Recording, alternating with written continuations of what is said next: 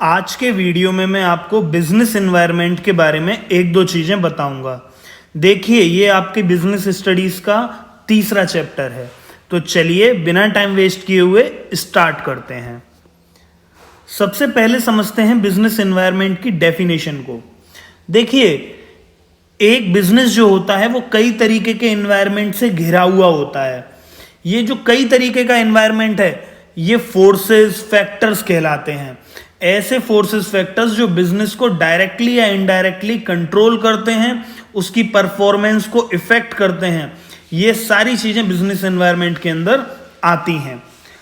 अब ये फोर्सेस और फैक्टर्स क्या होते हैं, जरा सा इसे भी समझ लेते हैं। ये फोर्सेस और फैक्टर्स जो हैं वो हमारे सोशल एनवायरनमेंट हैं, technological environment, legal, political, economical, ये सारी चीजें जो हैं वो हमारी फोर्सेस और फैक्टर्स कहलाती हैं। ये सारी चीजें हमारे बिजनेस को डायरेक्टली और इनडायरेक्टली कहीं ना कहीं इफेक्ट करती हैं। ठीक है, अब बात करते हैं बिजनेस एनवायरनमेंट के फीचर्स यानी कि कैरेक्टरिस्टिक्स की। अब बात करते हैं ऑल द एक्सटर्नल फोर्सेस की। ये हमारा पहला फीचर है। इसका मतलब है कि एक्सटर्नल फोर्सेस जो होते हैं वो बिजनेस को कहीं ना कहीं इफेक्ट करते हैं। अब ये एक्सटर्नल फोर्सेस क्या होते हैं, जैसे हमने डेफिनेशन में पढ़ा, सोशल, पॉलिटिकल, इकोनॉमिकल, लीगल और टेक्नोलॉजिकल, ये सारी जो चीजें हैं वो बाहर से बिजनेस को इफेक्ट करती हैं। तो ये एक फीचर है बिजनेस एनवायरनमेंट का कि एक्सटर्नल फोर्सेस बिजनेस को इफेक्ट करते हैं। बात करते हैं स्पेसिफिक और जनरल फोर्सेस वाले फीचर की। देखिए, दो तरीके के फोर्सेस होते हैं, एक होता है स्पेसिफिक, दूसरा होता है जनरल। पहले समझते हैं स्पेसिफिक फोर्स को। स्पेसिफिक फोर्स वो फोर्स होता है जो डायरेक्टली आपके बिजनेस को इफेक्ट करता है। ऐसी कौन सी चीजें हैं जो स्पेसिफिक फोर्सेस के अंदर आती हैं?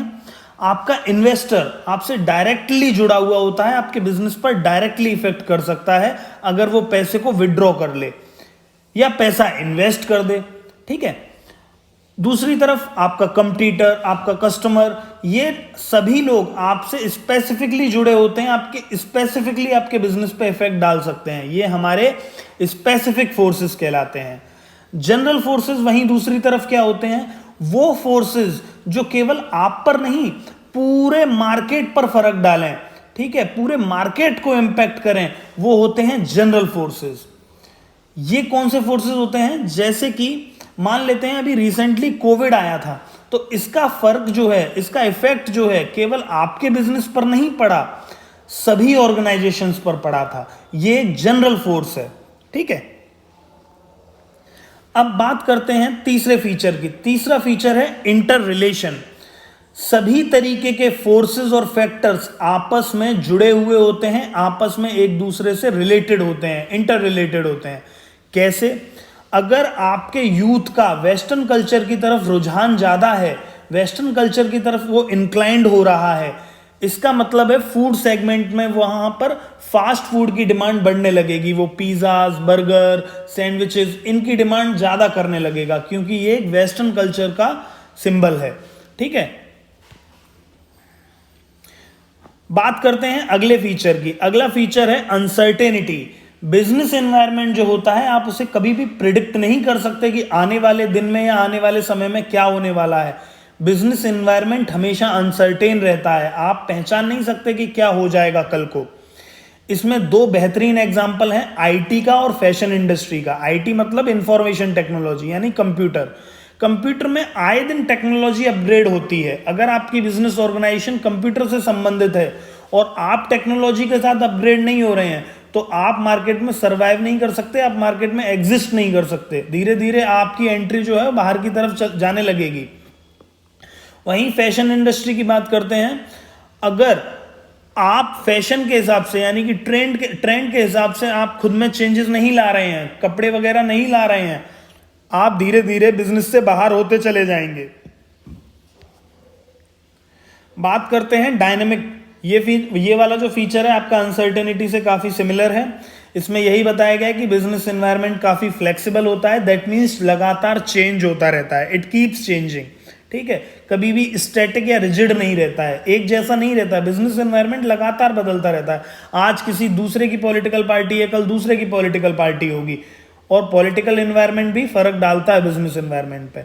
आज कुछ और टेक्नोलॉजी है, कल दूसरी टेक्नोलॉजी इंट्रोड्यूस हो गई। सेम एज सोशल इन्वायरमेंट में कोई चेंज आ गया, लीगल इन्वायरमेंट में कोई चेंज आ गया कि आप पॉलिथीन का यूज़ नहीं कर सकते। ये सारी चीज़ें बिजनेस पर कहीं ना कहीं फ़र्क डालती हैं। बस इसका सॉल्यूशन ये है कि हम बिजनेस एनवायरनमेंट को लगातार स्कैन कर सकें, जिससे कि जो आने वाला डैमेज है वो कंट्रोल हो सके, मिनिमाइज हो सके। अगला फीचर है कॉम्प्लेक्स। यहां पर यह बताया गया है कि बिजनेस एनवायरनमेंट को पहचानना या बिजनेस एनवायरनमेंट के जो चेंजेस हैं उनका इम्पैक्ट पता करना जो होता है काफ़ी डिफिकल्ट होता है।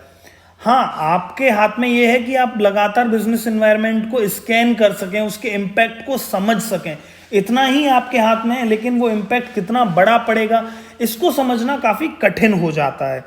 जैसे कि गवर्नमेंट ने 5% टैक्स रेट जो है इंक्रीज कर दिया, ठीक है, तो ये चीज़ तो आप स्कैन कर सकते थे कि हाँ 5% इंक्रीज हो गया, लेकिन कितना बड़ा इम्पैक्ट पड़ेगा आगे जाके ये काफ़ी कठिन है इस चीज़ को मतलब देख पाना। तो यहाँ पर हम कह सकते हैं कि बिजनेस एनवायरनमेंट जो होता है काफ़ी कॉम्प्लेक्स होता है, इसे समझना काफ़ी कॉम्प्लेक्स यानी जटिल होता है। अगला फीचर है रिलेटिविटी। इसमें बताया गया है कि बिजनेस एनवायरनमेंट जो है एक रिलेटिव कंसेप्ट है, यानी कि business environment country to country differ करता है, डिफरेंट होता है, कल्चर टू कल्चर डिफरेंट होता है, रीजन टू रीजन डिफरेंट होता है। कैसे? अगर साड़ी की डिमांड बढ़ रही है तो साड़ी की डिमांड जो बढ़ रही है वो जिस पर्टिकुलर देश से रिलेटेड है वहीं पर ज़्यादा बढ़ेगी। ऐसा नहीं है कि साड़ी की डिमांड बढ़ रही है तो पूरे दुनिया भर के हर कोने में साड़ी की डिमांड बढ़ेगी। ये इंडिया से रिलेटेड है तो यहाँ पर इंडिया में ज़्यादा चेंज आएगा इस चीज़ का, ठीक है, ना कि यूएसए और यूके में। तो आशा करता हूँ आपको ये सारे फीचर्स समझ में आए होंगे। Thank you very much for your time and patience.